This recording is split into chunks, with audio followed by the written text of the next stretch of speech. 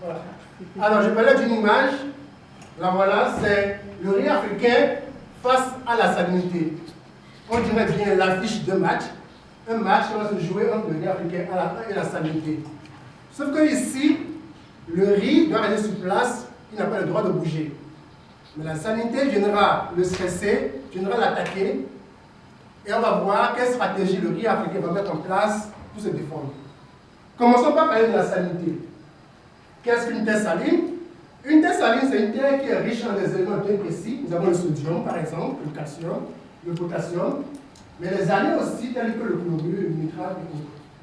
Et c'est la combinaison entre les cations et les anions qui donne le sel. Mais vous me direz que tous les sols sont riches en ces éléments, en ces minéraux. Certes, mais le facteur encore important, c'est qu'il y a la concentration qu'il faut prendre en compte. Donc, il faut que cette concentration soit supérieure ou égale à 4 décimètres par mètre, à savoir 30 millimoles. Voici une carte qui nous donne une idée de la répartition des sols salés dans le monde. On va appeler les pays côtiers, aussi bien les pays de l'intérieur sont touchés, et que l'ensemble du globe, tous les continents, ont été affectés. Actuellement, 7% de la surface du monde est touchée et 33% des terres irriguées sont touchées. Une étude récente a montré que les 30 dernières années, on a eu un accroissement de 100 millions d'hectares qui ont été affectés par la salinisation. Pire, avec les problèmes de changement climatique, il est estimé que 50% des terres arables seront dégradées du fait de la salinisation. La question qui se pose, qu'est-ce qui cause la salinisation? Eh bien, il y a deux causes majeures. D'abord, les causes primaires, on va appeler causes naturelles, ou les causes secondaires, qui est due à l'action de l'homme. Comme exemple de cause primaire, nous avons le phénomène d'intrusion marine, c'est-à-dire quoi? L'eau de mer vient contaminer les champs ou les nappes phréatiques, ce qui apporte du sel sur le continent.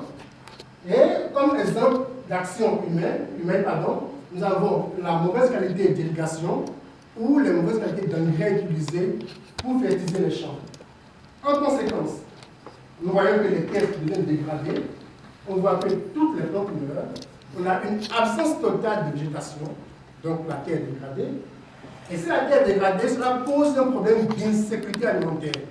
Du coup, dans certains milieux, les populations vont migrer du village pour aller vers les villes, et celles qui ne peuvent pas migrer s'adaptent. C'est le cas par exemple au Bénin, où avec la ségrégation d'un village au Bénin, à Bengadi, les femmes sont obligées de braquer la surface du sol, ajouter de l'eau pour produire du sel. Ce sel est vendu de manière artisanale sur le marché.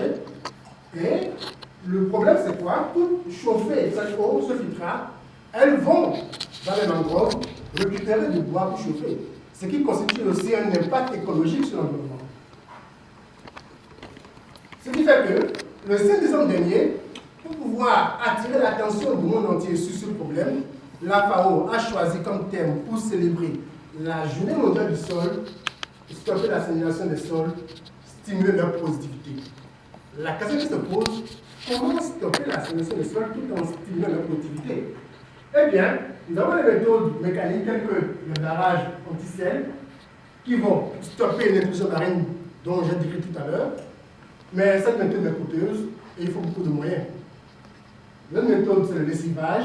Ça consiste à inonder les champs, les terrains avec de l'eau de bonne qualité, ensuite de récupérer cette eau et la traiter. Mais il parle de traitement d'eau, parle aussi des moyens financiers.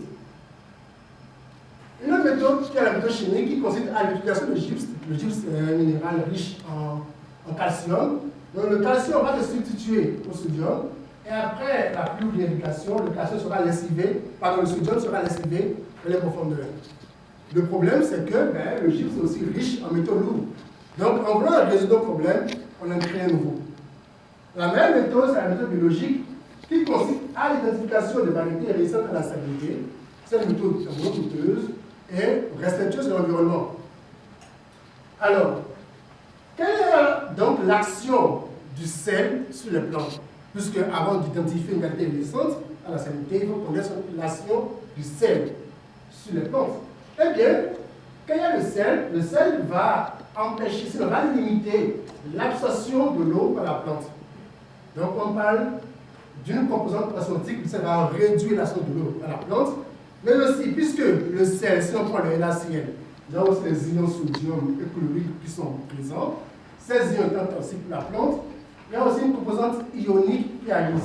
Donc un stress salaire a deux composantes, une composante osmotique et une composante ionique. Comment cela se passe? Des modèles ont été déjà décrits et ont montré que, eh bien, en premier lieu, il y a la phase osmotique qui entre en ligne de compte, déjà dès les premières heures, les premiers jours, et quelques semaines après, c'est la phase ionique qui survient. Comment cela se passe? Eh bien, nous avons le stress osmotique dont j'ai décrit tout à l'heure. La plante, elle a plus de l'eau. Pour pouvoir renverser ce mécanisme, qu'est-ce que la plante fait? La plante a besoin de ce qu'on appelle des electrolytes. C'est quoi un electrolyte? C'est un élément qui va permettre à la plante de diminuer son potentiel osmotique, ainsi lui permettre d'absorber de l'eau. La plante peut synthétiser ces electrolytes, tels que les protéines ou le sucre, mais aussi elle a l'avantage d'utiliser des ions qui sont présents dans le sol, qui vont lui permettre de diminuer son potentiel osmotique. Mais puisque ces ions sont présents en abondance dans le sol, la stratégie la plus rapide, c'est d'utiliser les ions. Mais puisque le sodium étant toxique et plus abondamment, cela va engendrer un stress ionique, dont j'ai décrit tout à l'heure, et la plante va devoir exclure ou compartimenter ces ions toxiques.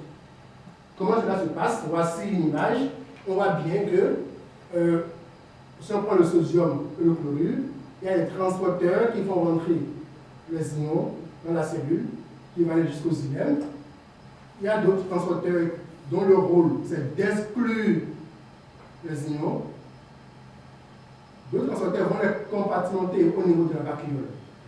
Mais si malgré ce mécanisme, les ions deviennent toxiques dans le cytoplasme, eh bien, il y a un stress oxydatif, qui est un stress secondaire, qui se manifeste, qui est dû à la pollution de radicaux libres, décrite ici, et c'est l'ensemble de ce phénomène qui va engendrer la mort de la plante. Alors, la question qui se pose, pourquoi le riz africain? Si la salinité est ainsi néfaste, pourquoi le riz africain? Ben, premièrement, parce que le riz, c'est la vie. C'est comme qui le dit, c'est la FAO. Pour célébrer l'année internationale du riz en 2004, c'est le thème qui a été choisi. Et il est démontré que plus de la moitié des êtres humains mangent du riz chaque jour. Au point où, en 2008, le manque du riz a engendré des émeutes de la faim dans le monde. C'est très simple, si vous créez de la guerre, pas besoin d'armes, coupez le riz. Mais il se trouve que le riz est sensible au ciel. Pourquoi? Parce que nos aïeux, en voulant domestiquer le riz, l'ont fait dans des conditions d'absence totale de contraintes salines. Du coup, le riz a souvent perdu des gènes qui pouvaient lui permettre de résister à la salinité. Il est important de souligner qu'il y a 24 espèces de riz, parmi lesquelles 2 seulement sont cultivées. Nous avons le riz asiatique, Ourlia sativa, et le riz africain qui s'appelle Ourlia sativa. Ourlia sativa est connu pour donner un bon rendement, mais le hic, elle ne résiste pas au stress environnementaux. Par contre, le riz africain Ourlia sativa est connu pour donner un rendement moins meilleur, mais a le potentiel de résister à plusieurs stress biotiques et abiotiques. Alors, des chercheurs africains se sont dit, ok, pourquoi ne pas créer un hybride, sinon un riz, qui va avoir le potentiel du riz asiatique, donc un bon rendement, mais aussi le potentiel du riz africain, donc s'adapter aux conditions stressantes. D'où le riz délicat a été créé, qui est un croisement entre le riz asiatique et le riz africain. Délicat qui veut dire New Rice for Africa. Et aujourd'hui, il y a des variétés de délicat qui s'adaptent bien à la toxicité fleureuse ou bien à la sécheresse. Mais la question qui subsiste, c'est que personne ne s'est réellement penché sur le potentiel du riz africain par rapport à la réponse à la salinité. Alors, sous la supervision de promoteurs sanguins de la Belgique et dans une région du Bénin, eh bien, nous sommes dit, sûrement, au sein de l'espèce africaine Rosa glarima, il doit sûrement avoir des variétés qui doivent quand même avoir le potentiel pour s'adapter à la salinité. D'où notre objectif est de voir, d'étudier la stratégie de réponse de Rosa glarima à la salinité. Mais puisque tout à l'heure je vous parlais de composantes osmotiques et ioniques, nous allons aussi voir comment le riz africain va manager, va s'adapter à ces composantes-là. Et pour le faire, nous sommes dit d'abord, nous allons identifier au moins une variété de riz africaine qui va pouvoir réussir à sanité au stade végétatif et de reproduction. Pourquoi? Parce que ces deux stades sont connus pour être sensibles au sel chez le riz. Et ensuite, une fois que nous les avons identifiés, nous allons voir l'impact des ions sodium et chlorure, en l'occurrence la toxicité ionique. Et le troisième point, la composante osmotique que j'ai décrite tout à l'heure. Et enfin, nous allons voir comment les gènes s'expriment quand la salinité est présente. Eh bien, pour répondre à la première question, donc d'abord, pour répondre à l'ensemble des questions, nous avons étudié différents paramètres. Les paramètres de croissance, tels que la hauteur de la plante, le poids et autres, les paramètres de rendement, et que la variété taux 5949 est une variété sensible au sel. Et dès que nous avons pu choisir ces deux variétés, nous avons pris de l'avion, on a fait une valise, nous sommes partis au Bénin.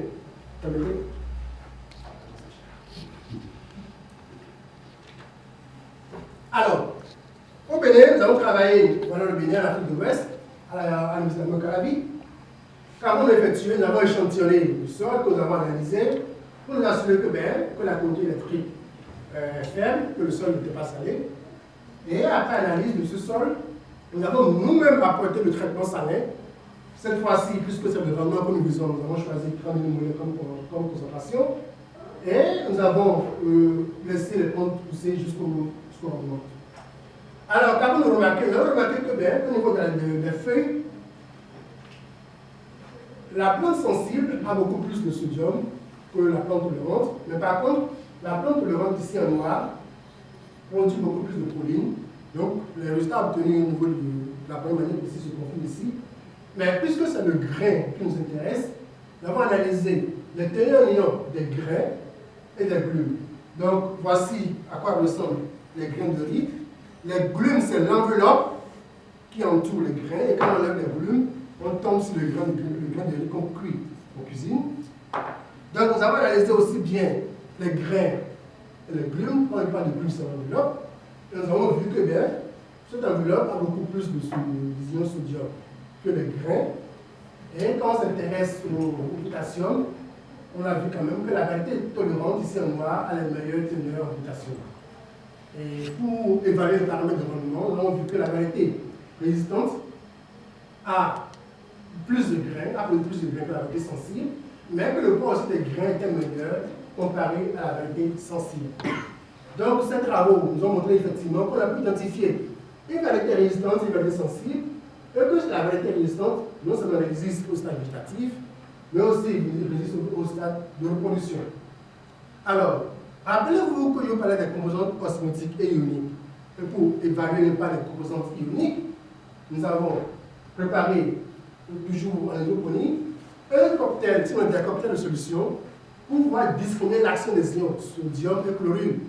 Donc, cocktail dominant sodium, voici la composante, cocktail dominant chlorure, et nous avons effectué des travaux au laboratoire qui nous ont montré que bien, le MDA, qui est l'indicateur du stress oxydatif dont je parlais tout à l'heure, on voit le chlorure, le sodium. Le chlorure, le sodium et l'acier, les plus fortes teneurs en termes de quand les deux ions sont présentes. Et la variété tolérante, par contre, a montré beaucoup plus de production de proline comparé à la variété sensible ici en orange. Nous nous sommes intéressés aussi à la discrimination du carbone isotopique pour pouvoir voir comment la RIUSCO arrive à fixer ce carbone. On a vu que la discrimination a diminué quand on apporte le stress, c'est-à-dire que quand le stress est présent, le fonctionnement de cette RIUSCO est sûrement aussi affecté.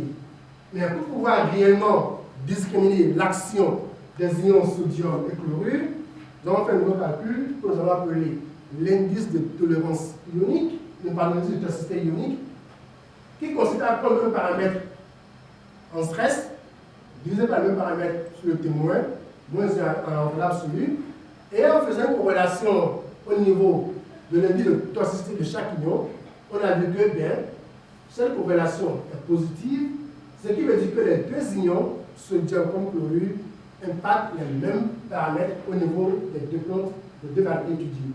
Mais si les deux ions impactent les mêmes paramètres, comment se fait-il qu'une variété soit plus tolérante que l'autre? Pour vérifier cette question, nous allons faire une seconde corrélation spécifique à chaque ion. Et cette corrélation s'est révélée positive, ce qui veut dire que la différence entre les deux ions dépend de l'aspect quantitatif, c'est-à-dire quoi? De l'aspect des potentiels qu'ils mettent en place pour répondre au stress. Donc, ces travaux nous ont montré effectivement que le sodium est ainsi que le chlorure, que les deux ions agissent de manière additive quand ils sont présents sous forme de NaCl, mais que le NaCl est plus toxique, que la variété résistante est demeurée résistante malgré le cocktail apporté. Et l'hypothèse que nous avons émise, c'est quoi? Eh bien, avec la détectation des ions, c'est sûrement une régulation de la translocation de l'absorption de ces ions qui pourrait expliquer les mécanismes de résistance à la salinité de l'ion africain. Et pour pouvoir vérifier cette hypothèse, nous avons utilisé des inhibiteurs. L'amyloride va inhiber le transporteur qui va exclure le sodium. Donc le SOS1, le buméthadine va inhiber le transporteur qu'on appelle le CCC. Alors je mets l'accent particulier sur le CCC, pourquoi? Parce que ce transporteur a un co-transporteur. Il est chargé de faire rentrer le chlorure dans la plante, mais il ne le fait pas rentrer tout seul. Pour le faire rentrer, il va choisir soit le mettre ensemble avec le sodium, ou bien le mettre ensemble avec le potassium. Donc, en inhibant le chlorure, indirectement, on peut aussi voir est-ce que cela va influencer l'apport de ces ions, sodium, chlorure, dans la plante. Donc, les traitements au laboratoire nous ont montré quoi? Eh bien, quand on apporte l'amyloride, donc quand on inhibe le transporteur qui exclut le sodium de la plante, on voit bien quand on compare le traitement du sel que les teneurs en sodium font le bon. Et ce bon est beaucoup plus important au niveau de la plante résistante, qui est ici en bleu. De deux, quand on apporte le buméthadine qui va inhiber le transporteur qui va apporter le chlorure de la plante, on remarque effectivement que la teneur en chlorure chute comparée aux plantes stressées. Et l'élément important ici, c'est quoi? Quand on apporte le buméthadine, quand on inhibe le transporteur du chlorure, on voit aussi que la plante résistante ici en bleu, sa teneur en potassium chute. Et par contre, c'est la teneur en sodium qui chute sur la plante sensible ici en orange. Alors, nous avons dit effectivement que l'amyloride a effectivement joué son rôle, donc a incité à l'accumulation de sodium. Donc, le transporteur de SOS1 doit sûrement jouer un rôle très important dans les mécanismes de réponse à la réponse ionique du sel salin chez Rosa-Glamellima. Que le buméthadine 7 a inhibé l'accumulation de chlorure, mais aussi a inhibé l'accumulation de potassium, uniquement chez la variété tolérante, mais l'accumulation de sodium chez la variété sensible. Ce qui veut dire que ce transporteur, pour apporter le chlorure dans la plante, va prendre le potassium de préférence pour la plante résistante, mais va associer le sodium chlorure pour la plante sensible. Alors, un petit rappel encore de la composante de la salinité. Pour étudier l'effet de la composante osmotique maintenant, qui est décrite ici, nous allons jouer sur le temps. Je vous rappelle que le modèle qui a été établi par Bruno Tester, c'est que la composante osmotique est la première composante qui agit déjà dans les premiers heures, les premiers jours. Et donc, nous avons utilisé un élément qu'on appelle du PEG, du polyéthylène-glycol, pour simuler l'absence d'eau, tout en évitant l'effet de la toxicité ionique. Et nous avons aussi utilisé une solution mixte qui constitue un mélange entre les deux solutions de PEG et NaCl. La récolte a été faite à 2 jours, 15 jours. Pourquoi 2 jours? Parce que, pour rappel, la composante osmotique est décrite, agit dès les premiers jours du stress salin. Et ensuite, nous avons remarqué que les paramètres liés à la photosynthèse déjà chutent à 15 jours, mais aussi sont aussi déjà légèrement affectés à 2 jours. Mais par contre, au niveau du PEG, au niveau de la plante de résistance, on voit pourtant que malgré le PEG, la photosynthèse est restée un peu importante. Au niveau de la flavonoïde dont j'ai parlé tout à l'heure, qui va aider la plante à faire face au stress oxydatif, on a remarqué aussi un effet du stress déjà à 15 jours. Et pour pouvoir réellement discriminer l'impact des 4 solutions apportées, pour voir l'effet la composante osmotique, nous allons réaliser ce qu'on appelle une analyse en coordonnées principales. Donc ça va se baser sur la similitude des éléments, plus disons similitude, plus ces éléments seront proches. Donc en vert, c'est les plantes témoins, en bleu, c'est les plantes qui ont reçu le traitement EEG, en rouge, les plantes qui ont reçu l'ACL, et en jaune, le traitement MIS. Donc déjà à 2 jours, on va appeler la plante résistante qui a le triangle plein ici, se retrouve ici très proche des témoins, et pour le MIS aussi. Par contre, la plante sensible, c'est beaucoup plus mise plutôt avec les plantes qui ont reçu le NaCl. Et quand on passe à 15 jours, on voit principalement que la solution MIS et la solution PEG semblent agir sur les mêmes paramètres. Ce qui veut dire que la composante ionique peut alors agir beaucoup plus tôt que ce qui est décrit chez Rosa Gallima, pour ne pas dire aussi rapidement que la composante osmotique. Alors, ça veut dire que cette manière nous a permis de voir effectivement qu'à court terme, on peut évaluer la composante osmotique, que la composante ionique aussi agit beaucoup plus tôt que ce qui est prévu, et que l'importance de la toxicité ionique est réellement soulignée au niveau du stress salin chez Rosa Gallima. Alors, pour pouvoir valider l'ensemble de ces résultats, nous avons fait une analyse au niveau des gènes. Donc, nous avons extrait de l'ARN que nous avons transformé en ARN complémentaire. Et après une analyse de PCR quantitative, voici le résultat qu'on obtient au niveau des gènes. Et quand on remarque bien que si on prend l'exemple du gène SOS1 dont j'ai dit tout à l'heure, qui est impliqué dans l'exclusion du sodium, on voit bien que ce gène est beaucoup plus exprimé quand il y a à 16 jours, à 1 jour. Le gène NH5 qui est impliqué dans la compartimentation du sodium aussi est beaucoup plus exprimé à 16 jours, beaucoup plus à 1 jour. Mais pourtant, on voit quand même une légère expression au niveau de la plante résistante à 1 jour. Et que ce gène, le CCC, le transporteur impliqué dans l'apport du chlorine au niveau de la plante, aussi s'exprime beaucoup plus les traitements ayant reçu du NaCl que de MIS. Alors, au début, je vous parlais de match entre le riz africain et la salinité. Comment nous avons décrit ce match? Pour décrire ce match, nous avons utilisé différents paramètres pour pouvoir voir comment les deux éléments entrent en compétition. Et nous avons évalué, identifié, je vais dire, des variétés résistantes à la salinité déjà ultra-végétatives, que nous avons confirmé dans une condition africaine au binaire. Ensuite, nous sommes intéressés à la toxicité ionique, où nous avons voulu évaluer l'impact des ions sodium et chlorure. Et en utilisant les inhibiteurs, nous avons pu identifier le rôle de chacun des transporteurs de ces ions. Et dans la même lancée, nous avons intéressé à la composante osmotique et nous avons validé ces résultats par une analyse de gènes. Ce qui veut dire quoi? Chez Gallima, malgré la présence du sel, on a pu identifier une variété résistante au sel et une variété sensible au sel. Les deux variétés diffèrent par leur comportement au niveau de la photosynthèse, au niveau de leur tenue en eau, au niveau de l'induction minérale, au niveau des paramètres de croissance et de rendement. Que pouvons-nous retenir? Nous pouvons retenir qu'effectivement, chez Gallima, il y a des variétés sensibles et résistantes. Donc, il existe effectivement une variabilité au sein des sols de Gallima. Et que la composante ionique agit beaucoup plus tôt que ce qui a été décrit par les modèles précédents. Et que malgré cette action de la composante ionique, les ions sodium et chlorure n'agissent pas de la même manière.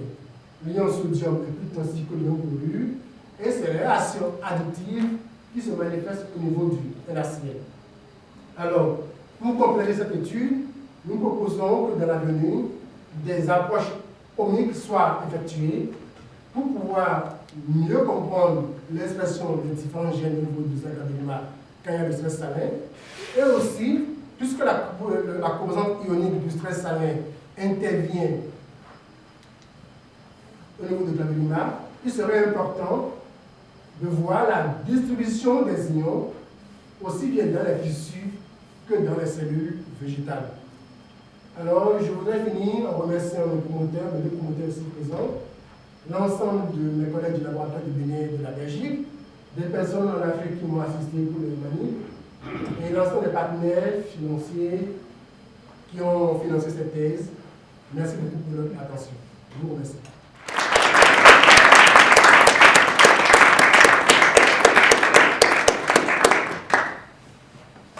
Merci. J'aimerais que tu les creuses un peu pour nous expliquer ce que tu attends de ces deux pistes-là, parce que tu n'as pas vraiment précisé.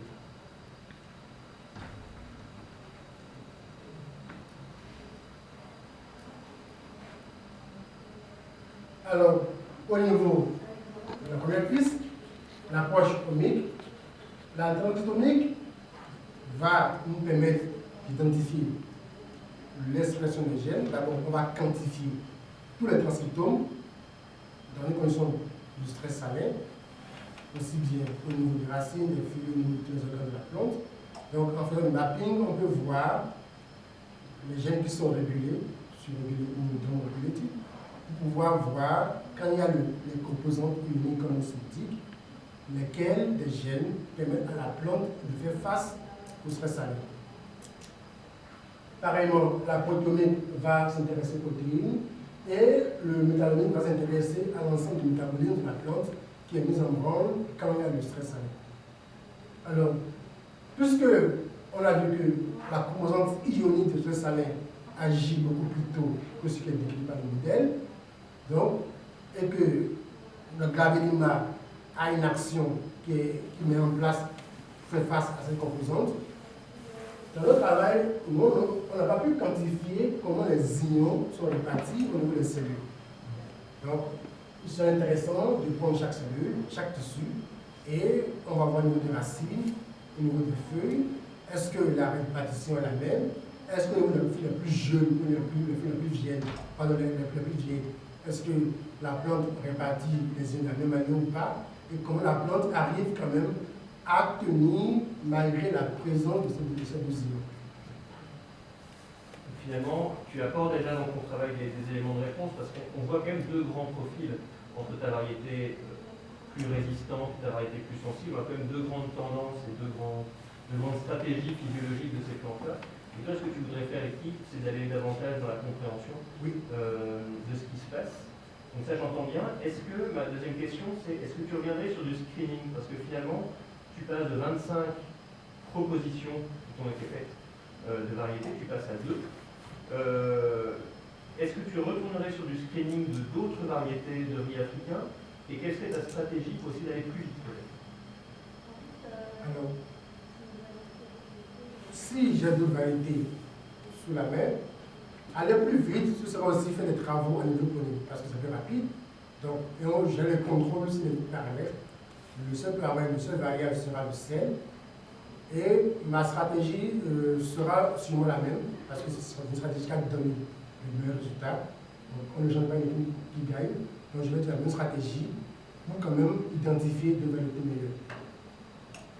Et quand tu dis même stratégie, est-ce qu'il y a un paramètre que tu mesures en priorité pour dire bah, celle-là, je la classe dans les sensibles et celle-là dans les résistants? Alors, les paramètres que je vais mesurer en priorité, ce serait au niveau des paramètres de croissance et de rendement surtout. Pourquoi le rendement? Parce que l'objectif final, c'est intéresser le cultivateur. Il ne suffit pas que la plante soit résistante à la salinité, encore faut-il que le cultivateur qui va cultiver le céleri puisse avoir un rendement acceptable qui va lui permettre de le nourrir, de vendre le marché et d'avoir une plus-value. Donc, en dehors de la croissance, qui est un paramètre important, le rendement sera un paramètre très important, parce que si le rendement est meilleur, après l'intégration avec une variété de sativa, on pourra s'attendre aussi à un rendement meilleur de l'hybride qui pourra vraiment sortir de cette intégration-là. Et là, merci.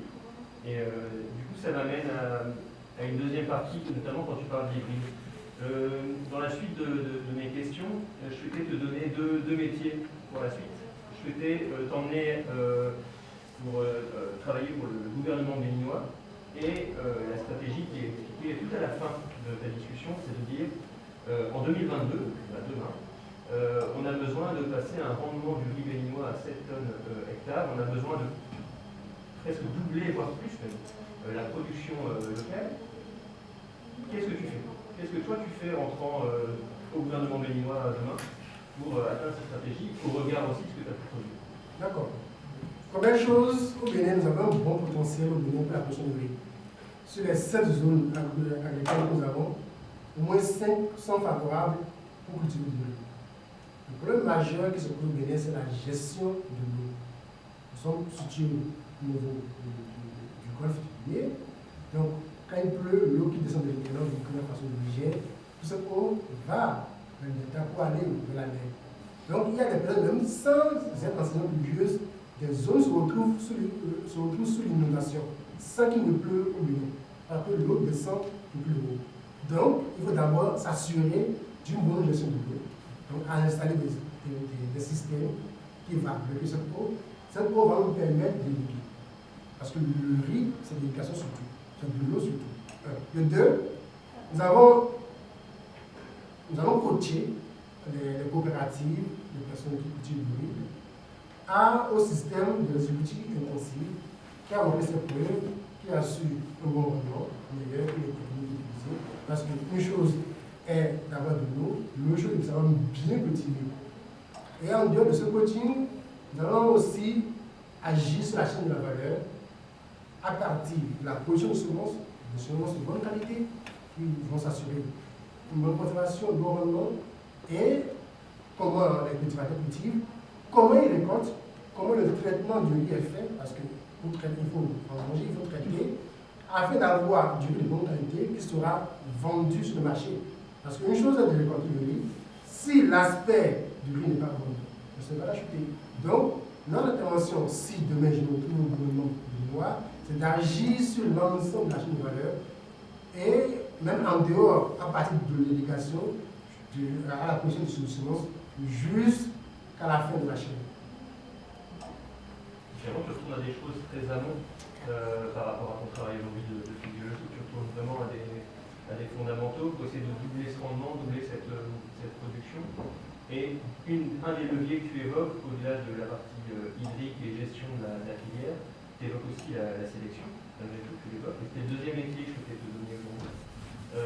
Si tu as l'occasion maintenant de travailler pour la sélection variétale du riz, qu'est-ce que tu proposerais, à nouveau au regard de tes travaux et de ce que tu connais globalement de la sélection du riz, pour essayer d'augmenter toujours la production au Bénin et notamment de rejoindre cette zone côtière que tu expliques être un peu plus compliquée à gérer du fait de la salinité?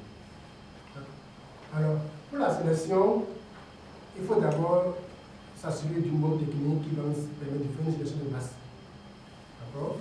Donc, selon le milieu que nous visons, selon les variétés que nous voulons identifier, alors ça c'est une bonne technique. Et cette technique, il y en a plusieurs, donc je ne vais pas les détailler.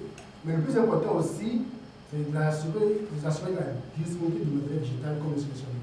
Donc, puisque vous avez cette zone agricole de la voie du Bénin, on va voir, ok, si c'est la zone unique qui nous intéresse, quelles sont ses caractéristiques, quels sont les sols qui sont là, est-ce que ce sont les riches en tel élément ou tel élément, pour que la variété qu'on aura sélectionnée puisse s'adapter à la zone qu'on aura identifiée. Et aussi, en connaissance des éléments de ce milieu, cela nous permettra alors de comprendre les réponses physiologiques de la variété qu'on aura sélectionnée et les bagages génétiques de cette variété.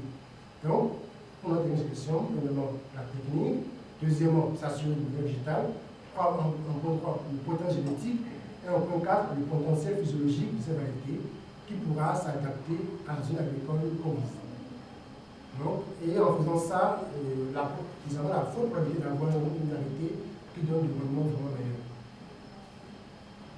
Il me reste un peu de temps pour creuser ça. Est-ce que tu fais rentrer 5307 dans tes programmes de sélection? Je dirais oui, mais non.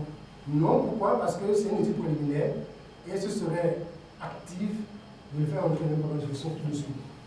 Donc, il faut encore creuser plus et d'assurer d'avoir beaucoup plus d'informations. Donc, je suis le travail sur ça. Et une programme de sélection demande des moyens, c'est de l'argent. Et ce serait utopique de dépenser l'argent du contribuable juste parce qu'on fait un programme. Non, c'est de faire des travaux en plus pour creuser, s'assurer que, effectivement, tout ce que recette est la variété qu'il faut. Et ensuite, convaincre le gouvernement à des plaidoyers de faire entrer ces variétés au sein du programme de sélection. Merci. Vous avez encore une question? J'en ai une petite dernière. recette, je ne la prends pas dans mon programme de sélection tout de suite. Est-ce qu'elle a des traits particuliers malgré tout que tu voudrais regarder ou sélectionner?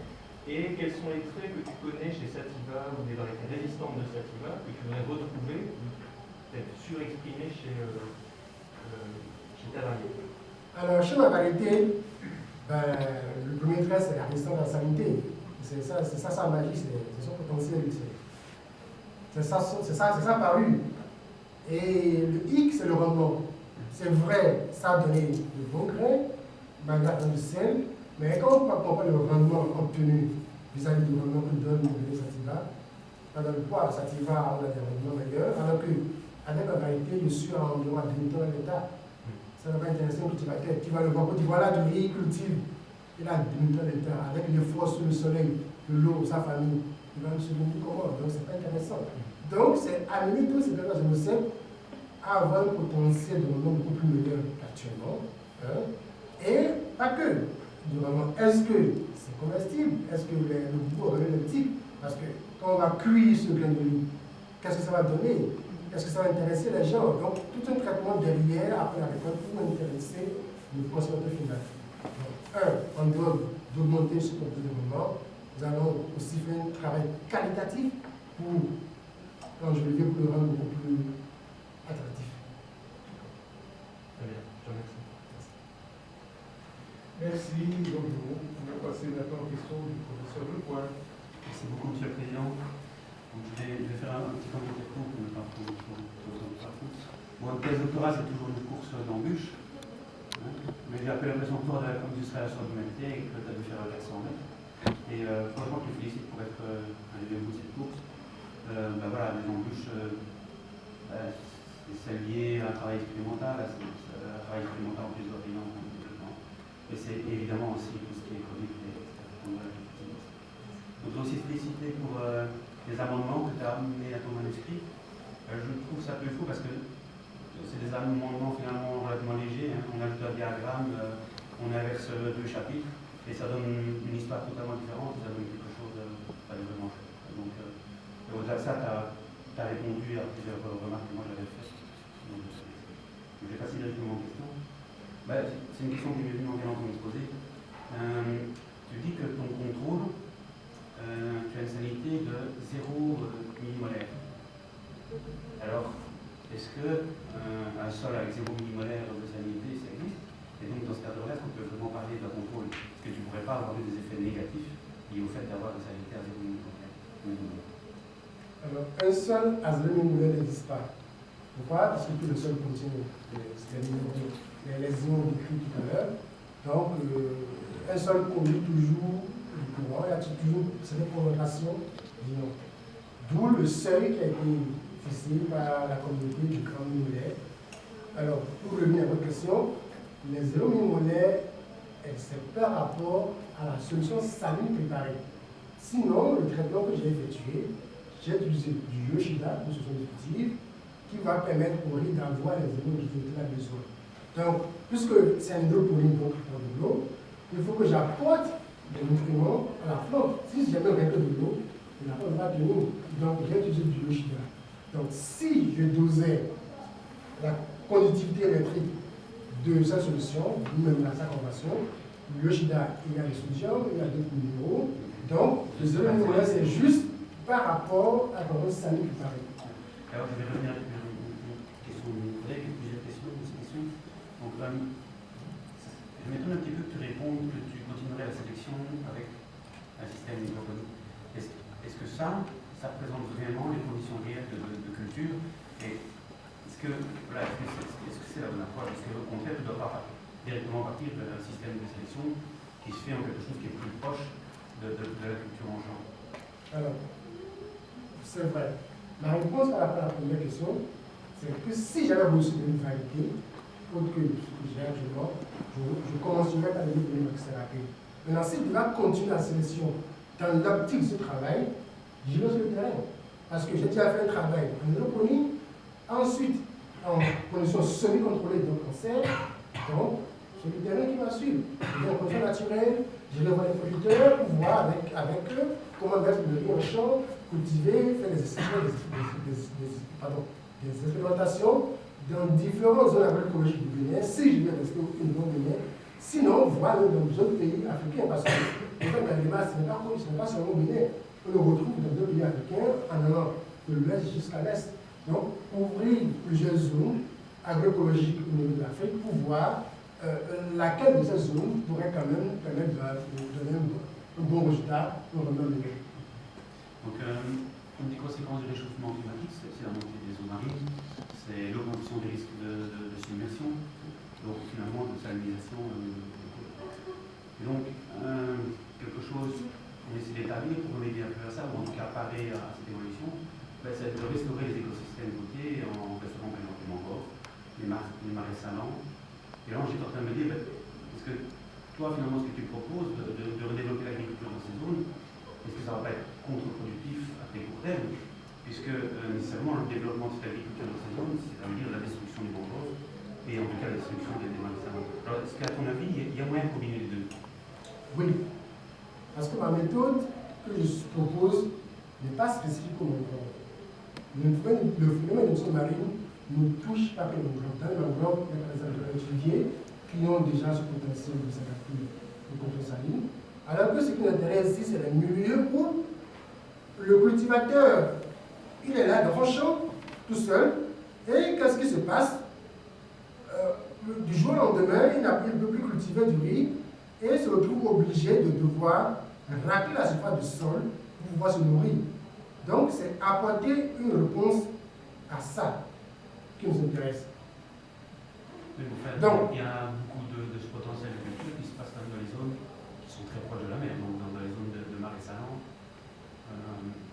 naturels. Donc, oui, d'où l'importance, en faisant une introduction sur le riz, je souligne tout à l'heure que le riz, c'est la vie. C'est vrai, il y a des cultures qui peuvent se faire dans une culture qu'on appelle culture en milieu saline. Moi, j'allais te provoquer, évidemment. Finalement, ce que tu démontres quand même, c'est que ces espèces, même pour africaines, ils sont assez peu adaptés ou adaptables à la salinisation. Alors, est-ce qu'il n'est pas temps d'abandonner cette culture et de revenir à d'autres types de céréales ou d'autres types de féculents, enfin, en tout cas de céréales, plutôt que de rester à vouloir absolument mettre de riz dans ces zones? Non, aucunement. Aujourd'hui, on fait l'agriculture. Si vous parlez de céréales, les céréales vont faire l'azote. Aujourd'hui, même, il y a des travaux qui s'invitent à voir comment diminuer la fertilisation chimique tout en portant la fertilisation naturelle. Donc, si avec mon riz, et que d'autres chercheurs on a travaillé sur d'autres plantes, et avec des cultures, on peut quand même améliorer la vie de ces grandes dames, c'est génial. Donc, le riz, c'est important. Les autres plantes aussi sont importantes. Ce n'est pas de dire que telle plante est plus importante que d'autres, non. On mange du riz, on mange des plantes, on mange de céréales.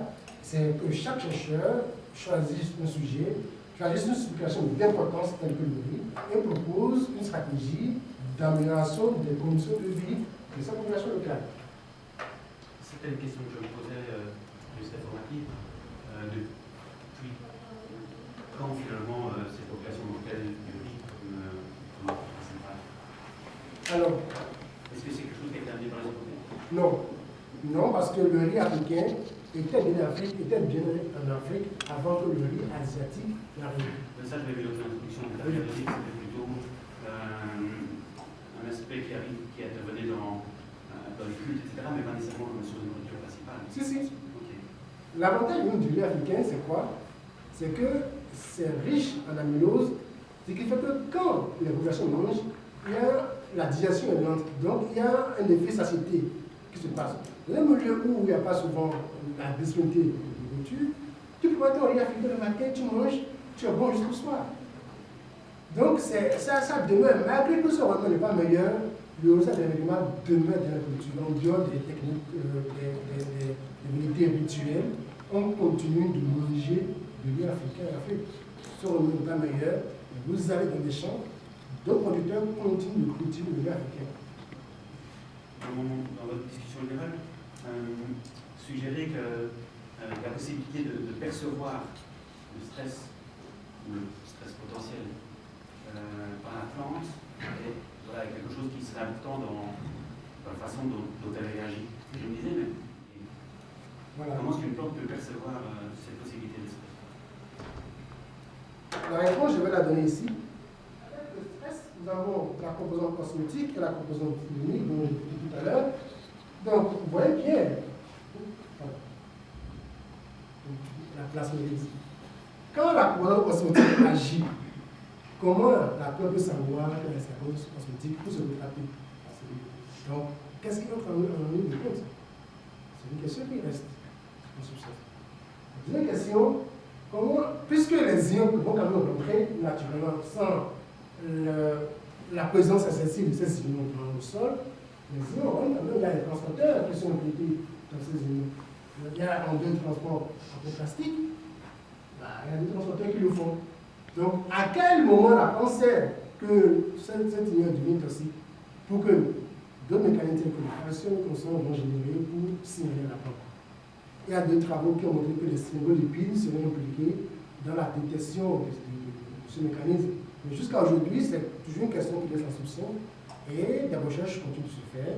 Et dès que j'en ferai un pose sur ça, on ne sait pas. Donc, c'est une question qui subsiste. Et il faut le savoir. Et pour ajouter même à votre question, on sait que le sodium est toxique à la plante. Mais jusqu'à aujourd'hui, on n'avait pas dit sur quel est là précisément le sodium agit. On sait juste que le sodium, la plante, n'arrive pas à tenir. Mais est-ce que c'est sur la protéine? Je ne sais pas. On sait sur quelle protéine encore, on ne sait pas. Donc, c'est toujours des questions scientifiques qui persistent, qu'il faut creuser pour apporter des réponses. J'ai encore le temps pour une petite question. Je vais un peu rebondir sur ce que vous avez dit aussi. Il y a des plantes, on connaît des plantes qui vivent dans des milieux nettement plus salés que ce que vous avez dit, donc des plantes de marais salants. Moi, je travaille sur des plantes qui vivent en eau marine, donc on est à 38 grammes de sel par litre. Donc, d'abord, est-ce que tu connais certains mécanismes de résistance qui ont été mis en évidence chez ce type de plante? Et d'autre part, est-ce que si tu combinais ton approche, pas théorique, pas très théorique, plutôt d'ozone, etc., est-ce que tu pourrais combiner ce qu'on connaît sur ces plantes avec ton approche à toi pour essayer d'apporter des solutions en tant que futur? Oui, deux fois pour répondre aux deux questions, parce qu'il y en a deux.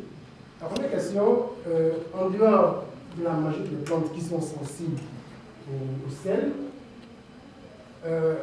qui constituent près de 90% des plantes du monde, il y a quand même des groupes de plantes qu'on appelle halophytes, des plantes qui constituent 1% de la flore mondiale, qui, malgré la présence du sel, elles sont là, elles vivent bien, elles produisent bien, elles grandissent bien, voilà.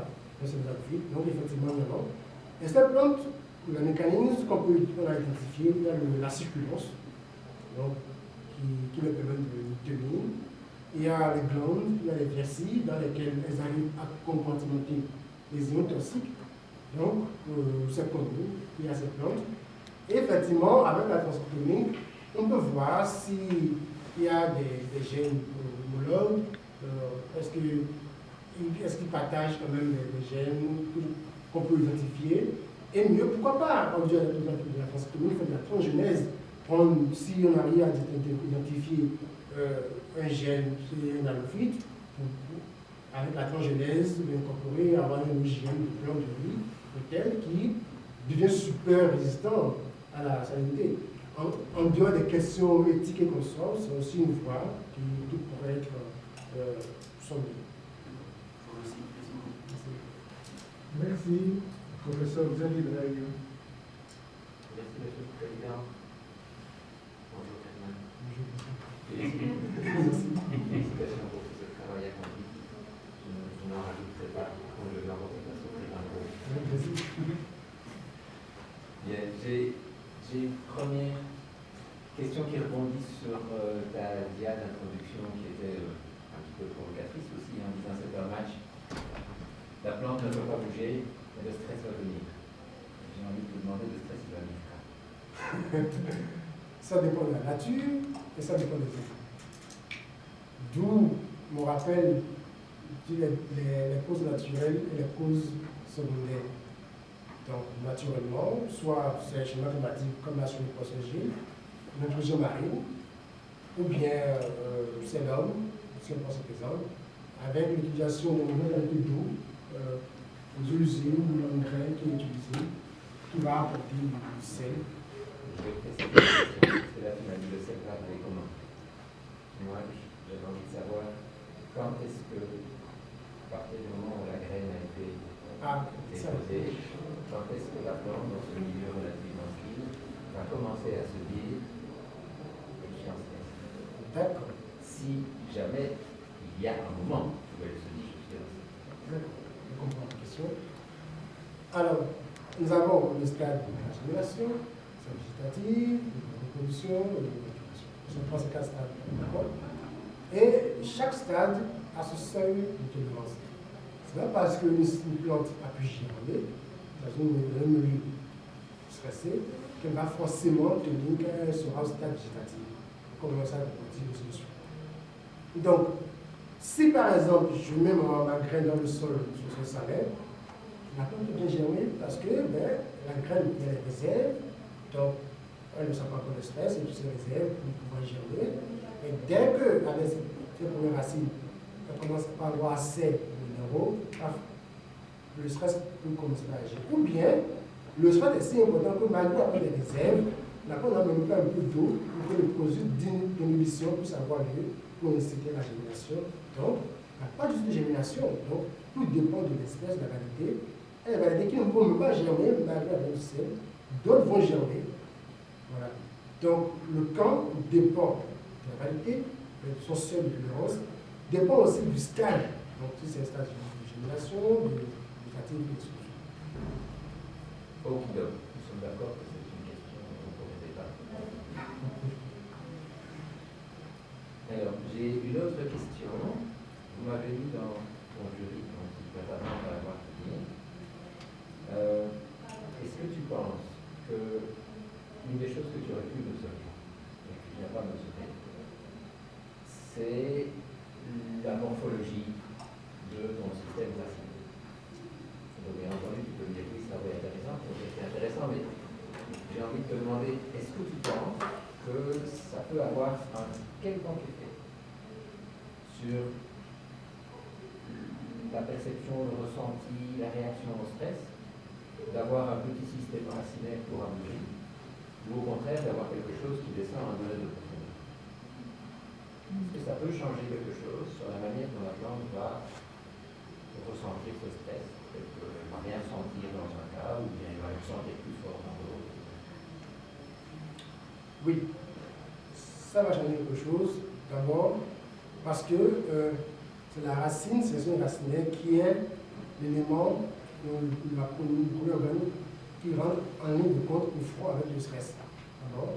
Et selon que le stress soit en profondeur, parce que le sol a différents compartiments, donc le stress peut se trouver déjà dans les 1 cm, voire beaucoup de profondeur. Donc selon la profondeur du stress, la plante peut dire ok, le stress est en surface. Ok, je me développe vite, j'évite ce stress et je vais chercher l'eau en profondeur.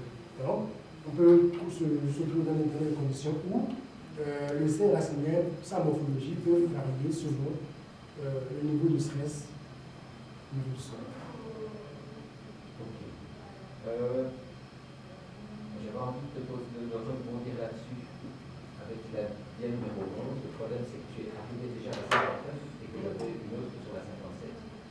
Je vais ou dites-moi. Voilà, allons à la 11 comme ça, on reste dans la logique. On part sur le moment où tu as. Et donc, c'était là où tu as présenté le schéma.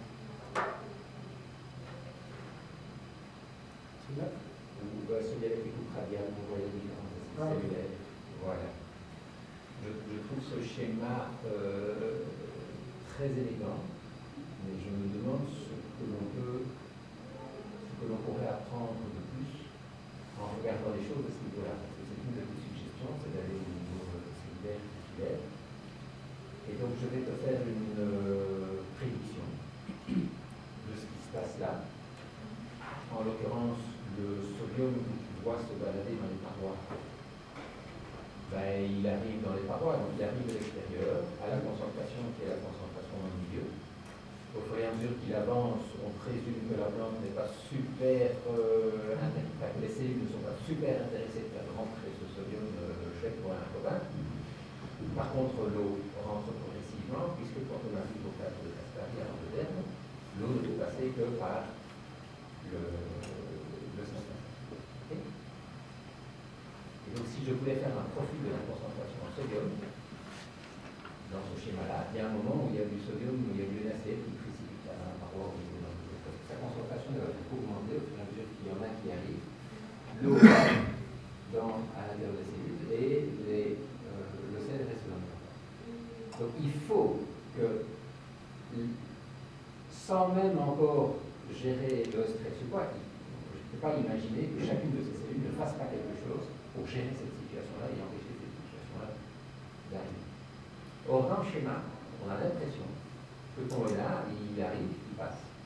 Qu'il y a des transporteurs quelque part qui sont là surtout pour assurer qu'il passe. Et peut-être pas, qui sait, de le renvoyer en arrière. Ou bien, enfin, j'ai l'impression que la notion de séquestration, quand on la regarde à cette échelle-là, ça peut être beaucoup plus élaboré qu'on va le souhaiter là pour qu'il nous en Qu'est-ce que tu penses? Effectivement. C'est une proposition. Hein. Oui, moi, je mon projet, c'est une je finance pas. Ce schéma n'est pas de moi, parce que c'est de. J'ai même dans mon cours, donc j'aime bien.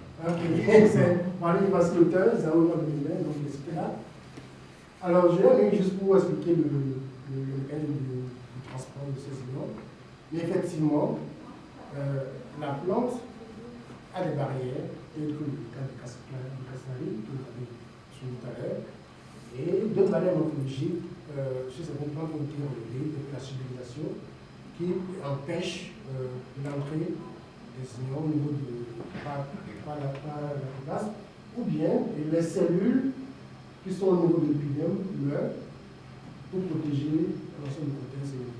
Donc, sans ces cellules, si elles sont mortes, elles vont concentrer la plus grande quantité de sodium, des ions toxiques à leur niveau, pour quand même protéger le reste des parties racinées.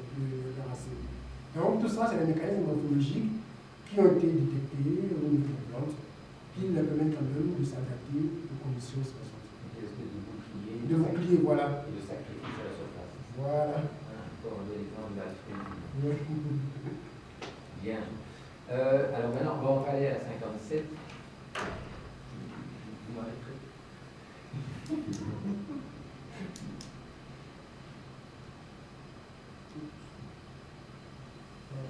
Oui, voilà, donc je m'intéresse surtout aux premiers éléments de l'animation. Voilà, on s'arrête là. Est-ce que tu n'as pas envie de raconter une petite histoire qui serait ton histoire à toi? On est d'accord qu'on ne peut pas faire de relation cause à effet, c'est toujours très embêtant. Mais est-ce que tu n'as pas envie de faire une relation cause à effet entre la présence de sel et la réduction du CI, l'augmentation du CI, l'augmentation de la photosynthèse, la réduction de la photosynthèse, en disant ça pourrait être la plante qui fait ça, et puis du coup il y a ça comme conséquence. Est-ce que là-dedans il y a quelque chose que tu vois en étant, c'est un levier que la plante met en place, ou bien qui se met en place au niveau de la plante pour s'adapter au stress? Et d'autre part, des choses qui sont, les conséquences de ça, c'est que forcément, il va se passer, ça va foutre le bordel dans la plante, il y a plein de choses qui vont changer, donc ça veut fondamentalement sont des conséquences, avec laquelle la plante va pouvoir vivre. Ok. Alors, selon que ce soit le levier, donc levier, conséquences, tout dépend du bagage, du potentiel de la plante face au stress.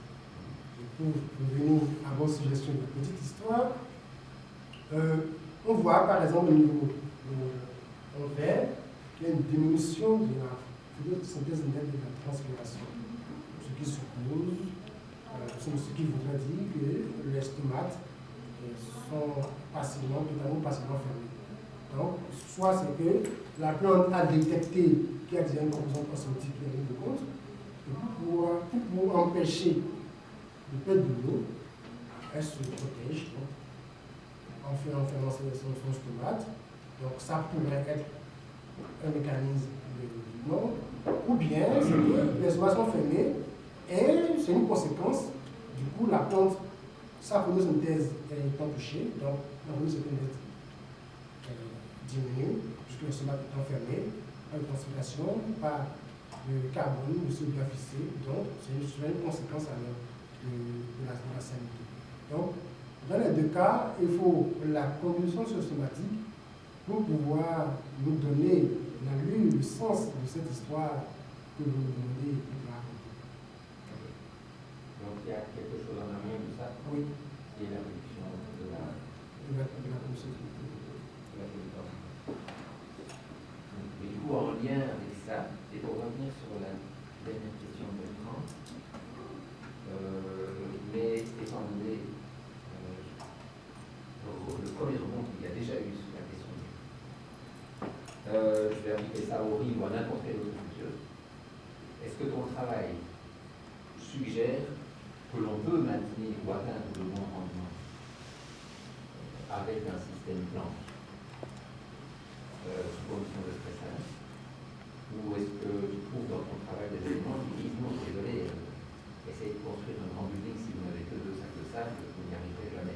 Il faudra beaucoup de sacs de sable. Enfin, c'est une impossibilité. Il y a des contraintes dans le système blanc qui fait qu'à partir du moment où on augmente de manière significative la composante organophonique, il ne faut pas espérer atteindre les rendements.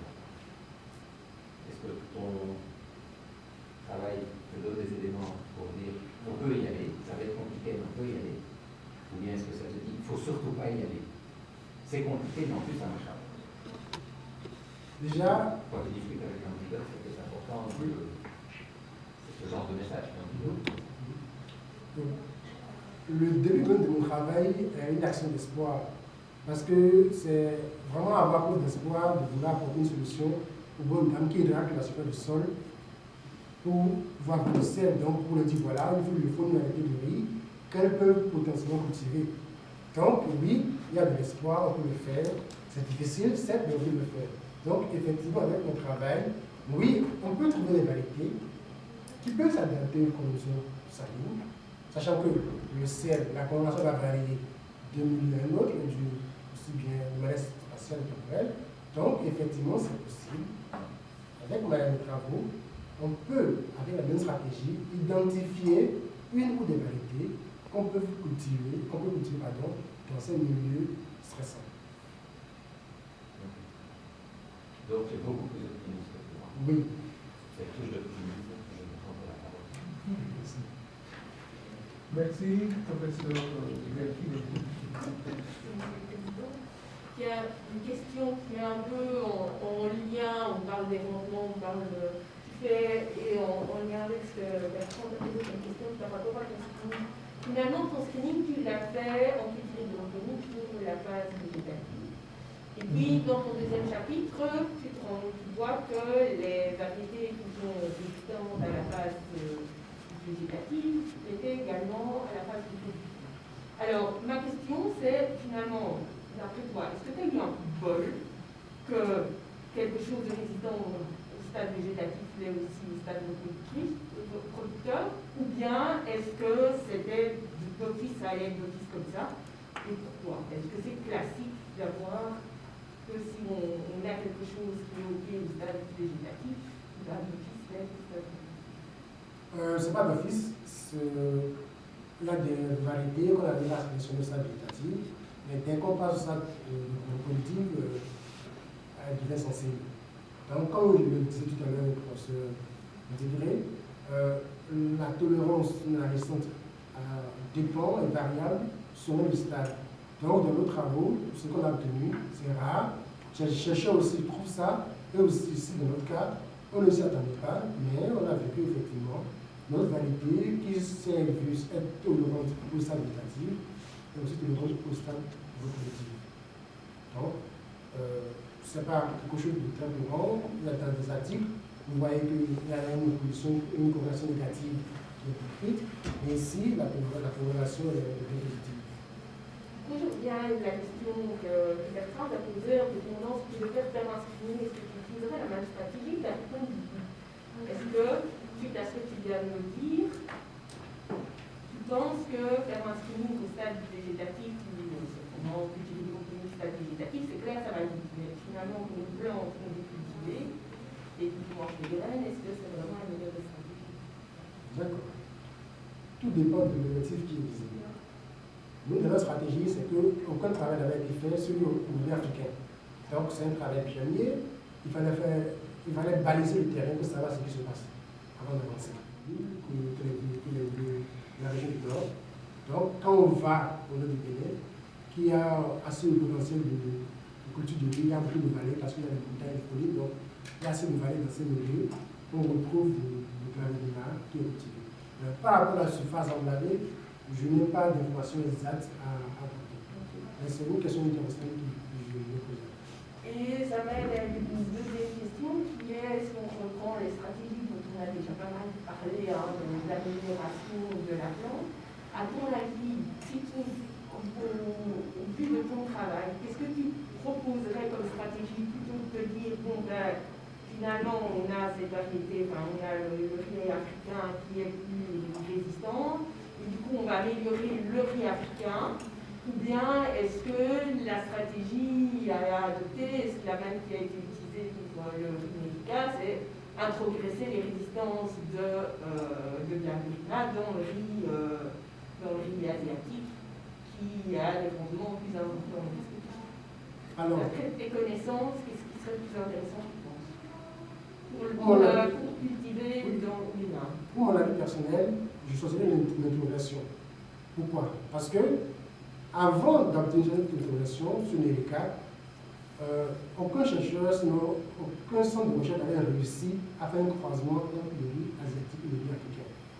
Donc, obtenir les cas est une grande avancée scientifique. Donc, la méthode est connue et ce qui marche, on l'utilise. De deux, il est connu que le riz asiatique va donner un rendement meilleur, un bon rendement que le riz.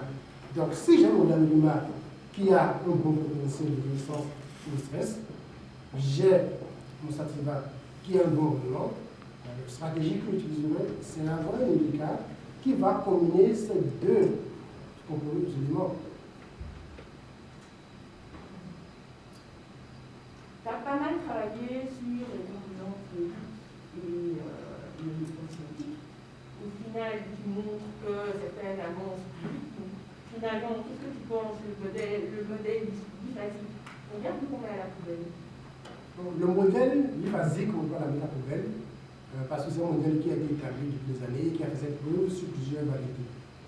Et si ce modèle n'existait pas, je ne l'aurais pas évalué. Donc voilà, on m'a posé ça. Donc ça m'a permis de l'évaluer par rapport à l'animal. Et l'information que ça apporte, c'est que je dis maintenant, attention, vous chercheurs, vous avez connaissance de ce modèle qui est connu de tous, mais si vous choisissez le l'animal, attention, ce modèle n'est pas vraiment ce qui se passe. La composante clinique agit beaucoup plus vite. Donc, ce qui fait que si un chercheur se lève demain, il travaille, je ne sais pas quoi, sur le maïs, ou dit, ok, Emon avait relevé cette attention, est-ce que je ne devrais pas aussi faire attention à ça au maïs? Donc, ça apporte maintenant d'autres connaissances au niveau de la recherche pour se poser des questions beaucoup plus précises, beaucoup plus spécifiques quand on va mener des recherches sur la santé. Je pense que c'est le phénomène que c'est plus rapide et propre au visage de la climat, ou bien potentiellement, non, ça devrait sans doute être bon pour toutes les plantes. Je ne dirais pas toutes les plantes, c'est possible, parce que je n'ai pas évalué toutes les plantes. J'ai travaillé sur les climat dans ce que j'ai vérifié, donc c'est ce que je sais. Mais je ne serais pas étonné qu'on retrouve un mécanisme similaire chez d'autres plantes. Je ne serais pas étonné, c'est des choses qui sont possibles, qu'on puisse observer. Mons et les testeurs ont fait des travaux en 2008 et nous sommes en 2021, la science est assez évoluée, donc on a assez d'outils pour perfectionner ce modèle. Ce modèle, on ne va pas l'ajouter à la poubelle, non, on peut l'améliorer, la perfectionner pour proposer quelque chose de meilleur à la communauté scientifique. Ok. Tu as montré aussi dans tes résultats que finalement, tu as aussi testé, voir la toxicité de sodium, la toxicité du chlorure. Tu es arrivé à la conclusion que le sodium est plus toxique que le chlorure. Est-ce que ça aussi, c'est quelque chose qui est, à ta connaissance, dans la littérature, est propre à ton espèce, ou bien c'est quelque chose qui est souvent observé? Alors, ce travail, un travail similaire a été fait chez le riz asiatique. On a remarqué le même phénomène. Chez le blé aussi, et chez l'orge.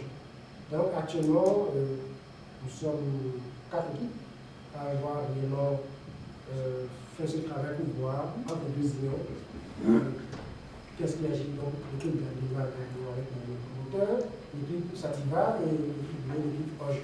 Donc, voilà, 4 vraiment chercheurs, équipes de recherche qui sont penchés sur le fait de savoir, en conclusion, pour ce dion chlorure, qu'est-ce qui agit au niveau de la plante de l'acier. Donc, pardon? Est-ce que tu sais si... Ah non, hors de céréales, non. Non, non, même sur d'autres, pas hors de céréales, mais à différents stades de la plante. Par exemple, nous avons travaillé en coutume médicaux, et ils ont travaillé sur des cales, voilà, mais toujours en gardant de la céréale. Donc, c'est quand même, ce serait intéressant peut-être de faire sur la tomate ou bien sur le bleu, tu vois. C'est quelque chose qui reste encore largement ouvert. Voilà, c'est un champ totalement ouvert et il faut vraiment se mettre. Merci. Les promoteurs ont-ils un commentaire ou peut-être une petite question à poser? Je me tournerai vers Christophe Andonou. Je ne sais pas s'il nous reçoit.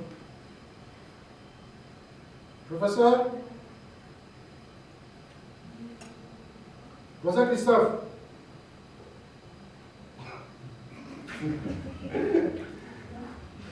En attendant qu'il puisse se connecter, je passe la parole à Stanley. Oui, non, je n'ai pas de question. Évidemment, j'interviendrai in fine après la proclamation, parce que j'aime bien avoir le dernier mot. Et je voudrais particulièrement remercier les membres extérieurs du jury d'avoir fait le déplacement. Gilles, merci beaucoup. Et je suis particulièrement heureux aussi d'avoir dans le jury mon collègue le professeur Van Doorn, dont je fus le promoteur, preuve que finalement il y a une continuité dans la pratique. Voilà, merci Monsieur le Président. Merci. Est-ce que Christophe Badonou est avec nous? Non. Et dans ce cas, je vais me tourner vers le public, puisqu'il s'agit d'une défense. J'invite le public à poser une ou l'autre question. Oui. Bravo Herman pour cette exposé magistrale. J'avais peur que ce soit en anglais, mais en français j'ai quand même un peu compris, parce que ce n'est pas mon domaine. Alors, moi j'ai une question qui va peut-être te paraître basique. Au début, tu as parlé de 2 variétés de riz, une africaine et une asiatique, qu'on cultivait. Mais, si j'ai bien entendu, on en connaît 24. Et les 22 autres, on ne les cultive pas, elles sont impropres à la culture. Voilà. Je m'inquiète un peu à le sujet. Merci Luc pour ta question. Eh bien, parmi les 24 espèces, il y a 22 qui sont sauvages. Et elles ne sont pas domesticables. Probablement, mais ce n'est pas encore fait, mais c'est la vie sauvage. Est-ce que quelqu'un va se lever pour les domestiquer? Peut-être, mais on ne voit pas encore l'intérêt. Mais ce qu'on fait avec ces variétés, puisqu'elles sont sauvages, on a fait des études au laboratoire pour voir des gènes, des potentiels de résistance par rapport aux maladies ou autres. Donc on les utilise, on les étudie, et si on retrouve des caractères de résistance à une maladie ou à un facteur, on arrive à introduire ce caractère-là dans les deux qui sont cultivés. Et aussi, les deux qui sont cultivés ont déjà montré un bon rendement et une qualité gustative meilleure. C'est comme si aujourd'hui, quelqu'un se met et dit voilà, la pomme que je mange ne m'intéresse plus, je vais cultiver la pomme sauvage, alors que la pomme elle est déjà appelée. J'ai compris la question? Oui, très bien. Merci. Merci. Y a-t-il une autre question? Une question. Est-ce qu'on peut espérer qu'après 1, 2, 3 récoltes, la terre va s'enrichir? Autrement dit, est-ce qu'au début, elle va fabriquer des feuilles et puis avec le temps, fabriquer des graines? Voilà. Est-ce que tu as vu des éléments qui permettent de répondre dans le contenu de ce qui est produit avec le sel comme verdure? Oui, c'est possible. Il y a des techniques d'agroforesterie qui sont utilisées, qui sont basées d'abord identifier une plante qui résiste à la sécurité, on l'installe sur ces terres et on espère qu'avec les systèmes racinaires qui vont modifier la structure du sol, cela va permettre l'installation de végétaux, donc voilà, et in fine, avec les amendements qu'on apporte, eh bien, il y a la végétalisation de ces espaces qui sont observés. Donc, c'est des choses qui sont effectivement. Je pense qu'il y avait une dernière question. Oui, mais je pense, moi j'ai quelqu'un que j'aime bien écouter sur YouTube, c'est Damien Decarte, qui s'intéresse beaucoup à la permaculture, mais aussi du coup, voilà, il parle de travailler en autonomie, de viser l'autonomie quand il cultive, il vise l'autonomie sur sa famille, et donc lui dit aussi quand on cultive en autonomie, quand on veut ressemer, on va chercher quelles sont les meilleures graines, quelle est la plus belle plante, et ce sont ces plantes-là qu'il faut choisir pour pouvoir avoir ses propres semences. Est-ce que dans le riz qu'on cultive en milieu salin, est-ce qu'on va aussi après, pour pouvoir ressemer, est-ce qu'on va aussi choisir les semences les plus belles, les plantes les plus belles Maintenant, ce ne sera peut-être pas l'objet de cette recherche, mais c'est une question qui m'est venue en t'écoutant. Alors, pour faire la liaison avec la permaculture, le choix des meilleures graines, c'est des meilleures plantes les plus belles, c'est avoir quelque chose de beau dans son environnement, plus joli. Et on suppose que si une plante est meilleure et jolie, c'est que la plante a pu tenir jusqu'à poser des graines. Donc, d'où le choix de cette permaculture. Dans notre cas, ce qui va intéresser, c'est vraiment le riz cuit. Que le riz soit belle, que la plante soit belle ou pas, ça ne va pas nous intéresser. Est-ce que le riz qui est produit est de bonne qualité et suffisante pour nourrir son homme? Donc, c'est ce que nous visons. Parce que l'effet du riz ne nous intéresse pas vraiment, c'est les grains de riz finis pour pouvoir cuire du bon riz final. Merci. Mais c'est juste que je me demandais, en fait, c'est pas effectivement que la plante soit belle, hein, c'était que cette plante-là, c'est l'idée aussi que cette plante-là qu'on va choisir pour avoir les graines, elle va sans doute mieux s'adapter au milieu. Par exemple, les tomates, quand on cultive les tomates, on va prendre les meilleures plantes pour pouvoir ressemer, parce que c'est cette tomate-là, elle va s'adapter au terrain où elle est. Et donc, du coup, je me dis, tiens, mais voilà, est-ce que les graines, mais je ne sais pas si c'est une étude ou pas, hein, mais donc, est-ce que ces graines-là vont mieux s'adapter au sol salin? Dans votre cas, vous choisissez une tomate meilleure parce que vous la voyez. D'accord? Et ça, parce qu'une tomate est belle et que vous l'avez cultivée dans votre champ, que si votre voisin, par exemple, prend cette tomate, ça va réussir dans votre champ.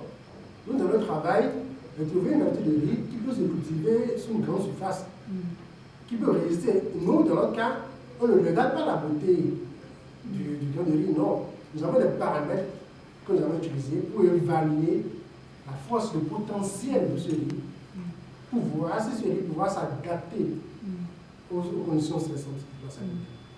Donc, on ne regarde pas si est-ce que les feuilles sont belles, est-ce que les grains sont non. Est-ce que les paramètres, parce que si je dis à un scientifique, regarde si la plante est belle, elle va me demander c'est quoi, qu'est-ce que tu appelles la beauté? Et la beauté, elle est relative. Alors que si je lui dis, regarde si la plante a de bonne taille, la scientifique saura que ben, la plante aurait mesuré si la taille, la plante est haute, ou bien pèse, mais la plante sur une balance. Il faut voir si la plante pèse par je dis n'importe quoi, pèse 10 grammes. Ok, donc si la plante pèse 10 grammes, donc elle est bonne. Donc c'est les critères spécifiques, mesurables, que nous proposons pour vraiment permettre de sélectionner les riz qui sont meilleurs. Et votre permaculture dont vous parlez, ça me donne une idée, peut-être que je vais aller dans ce milieu proposer des critères beaucoup plus scientifiques, beaucoup plus spécifiques, plutôt que de demander aux gens pour la permaculture, regardez si la plante est meilleure, si la plante est belle. Non, il faut des critères spécifiques, des choses vraiment plus pointues pour avoir des choses de bonne qualité. Je vous remercie pour cette discussion. Nous allons maintenant, le jury va se retirer pour délibérer. Nous reviendrons sur la proclamation et les discussions peuvent continuer évidemment plus librement ensuite.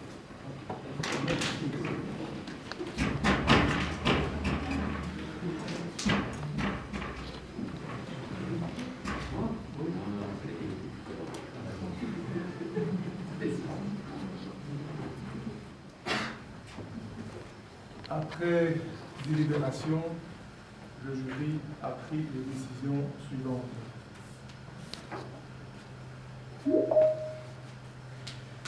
Vu le décret du 7 novembre 2013, je pense qu'il y a des gens ici dans l'Assemblée qui pourraient le réciter en même temps que moi, définissant le paysage de l'enseignement supérieur et l'organisation académique des études. Nous, président, secrétaire et membres du jury chargés de conférer le grade académique concerné, déclarons que Herman Proginotto, né à Cotonou, au Bénin, le 18 décembre 1985, a obtenu en l'année académique 2021-2022 le grade de docteur en sciences. Félicitations.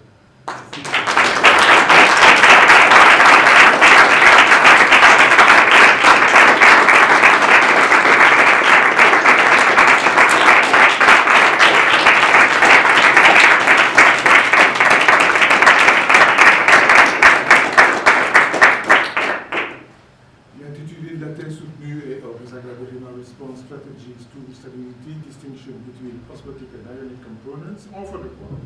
Nous lui avons délivré le présent diplôme, attestant que les prescriptions légales relatives aux conditions d'accès au programme, au nombre de crédits y associés, 1980, et à la publicité des examens ont été observés. Je t'invite à signer d'emblée le même décret, définissant le même paysage, nous, les mêmes personnes, certifions que Herman Proginotto, né au même endroit et à la même date que nous le savons, a obtenu en 2021-2022 le certificat de formation à la recherche en sciences. Félicitations également pour ça.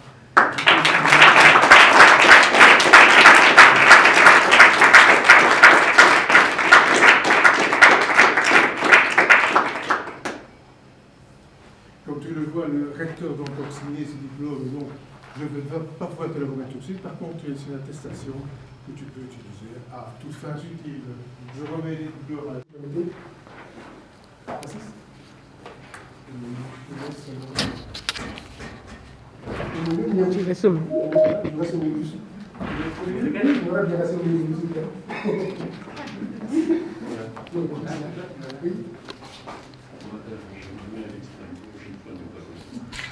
La sérénité, des certitudes réconfortantes.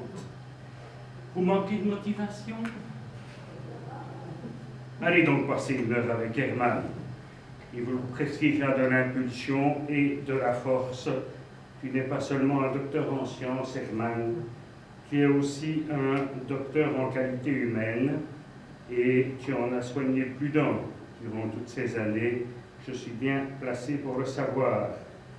Herman, c'est aussi la concrétisation d'une longue amitié entre la Belgique et le Bénin, car Herman ne serait pas Herman sans son copromoteur, le professeur Christophe Gandonou, avec lequel nous entretenons une longue collaboration et une longue complicité qui est amenée à perdurer avec le travail de Narcisse et puis le travail d'Adrien sur la Marante. Et oui, mon cher Christophe n'est pas là, mais ça n'empêche. It's in the pocket, il y est arrivé le petit, et de quelle manière? Parce qu'Herman est tenace et il ne lâche rien. Alors il y a eu des obstacles. D'abord une année probatoire qu'il a fallu réussir. Et puis un sujet de thèse qu'il a fallu modifier. On revient à une question du public, car au départ, Herman devait travailler sur une de ces espèces sauvages, Oryza bartii, dont les graines n'ont jamais voulu germer. Et c'est pas faute d'avoir tout essayé. Alors il nous a fallu admettre que la dormance des graines peut induire les insomnies du chercheur. Alors il a fallu gérer toutes ces plantes, toutes ces expériences, tous ces contretemps qui font que la recherche n'est pas un long fleuve tranquille. Il nous a fallu œuvrer sans relâche, malgré un Covid insidieux qui nous a contraints à reporter nos expériences. Heureusement, Herman ne s'est pas démonté.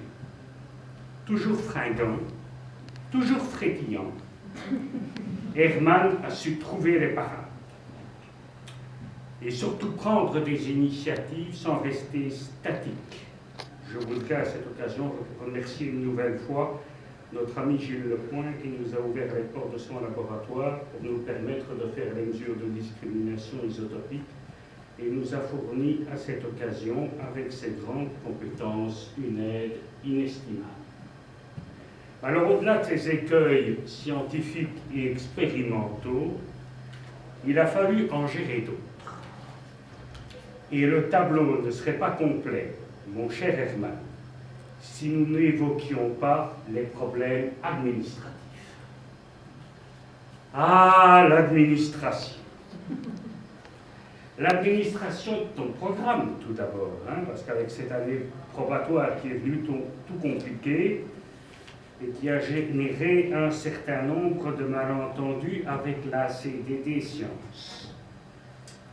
Et puis il y a eu l'administration communale. Il y a eu l'administration du consulat belge qui avait eu la bonne idée de quitter le Bénin pour s'installer au Nigeria. Et cerise sur un gâteau qui était déjà bien bourratif, il y a eu l'administration de l'Office des étrangers. Les administratifs pour les scientifiques que nous sommes sont des êtres bien étranges, pour lesquels la logique est rarement une priorité de notre point de vue, et dont le caractère compréhensif est influencé par la lecture d'un règlement. Mais c'est peut-être de la médisance, et tout le monde sait que je ne suis pas médisant. Il a fallu donc que je fasse appel à mes réserves infinies de patience et à mon sens inné de la diplomatie. Je veux bien qu'on rigole, mais je veux pas qu'on se moque, pour résoudre tous ces problèmes. Bref, après avoir gueulé une bonne vingtaine de fois, menacé une dizaine de fois, je suis arrivé avec l'aide d'Herman, toujours fringant, toujours frétillant, à résoudre des problèmes dont nous n'avions pas au départ prévu l'ampleur. Alors tu as mis en exergue de ta thèse, là j'ai vu ça sur ta première page, mon cher Herman, qu'il valait mieux vivre un jour comme un lion que 100 ans comme un mouton. Eh bien, je ne suis pas convaincu que cette maxime s'applique vraiment à ta situation. Car ce n'est pas un jour que tu as vécu, mais bien 6 longues années, durant lesquelles tu t'es battu sans relâche pour apprendre et pour progresser. Et ensuite, la seconde raison, bien que je ne sois pas un spécialiste en la matière, je crois savoir que chez les lions, c'est la lionne qui fait tout le boulot. Juste, c'est la lionne qui chasse, c'est la lionne qui se démène. Bref, le lion, lui, il ne fout rien. Il attend et il bouffe. Et il fait des commentaires. C'est un peu comme un promoteur de thèse. Mais rassure-toi, mon cher ami, je n'irai pas jusqu'à dire que tu t'es battu comme une lionne. Je suis par contre beaucoup plus d'accord avec la seconde maxime qui est indiquée et qui est de ton cru. Croque la vie à pleines dents. Celle-là, elle te caractérise pleinement. Ton envie d'apprendre, de progresser, ta volonté de toujours aller plus loin, de contribuer au progrès des connaissances, témoigne, à n'en pas douter, d'un bel appétit qui a impressionné le promoteur que je fus et qui lui a permis de lutter contre ses tendances anorexiques. Garde donc ce bel appétit, mon cher Herman. Continue à croquer la vie à pleines dents, l'appétit vient en mangeant, l'avenir et le monde t'appartiennent, et reste tel que tu es, toujours fringant, et toujours frétillant d'enthousiasme. Je te souhaite bonne chance pour la suite de ta carrière de frère prodigue.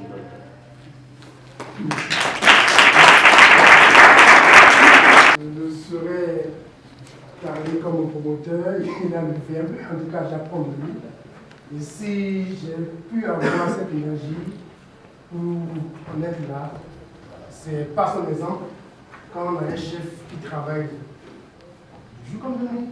Tu envoies un mail à 3h, à 8h, tu as la réponse, je demande s'il dort. Du coup, si ton chef ne dort pas, toi non plus tu ne dors pas, Voilà, et voilà, c'est grâce à lui. Donc, merci beaucoup, j'ai beaucoup parlé de vous. Merci. Mais malheureusement, les circonstances ne nous permettent pas de fêter dignement ta thèse autour d'un verre. Et tout le monde qui ne sera peut-être pas présent ce soir, on tenait avec le labour. Merci.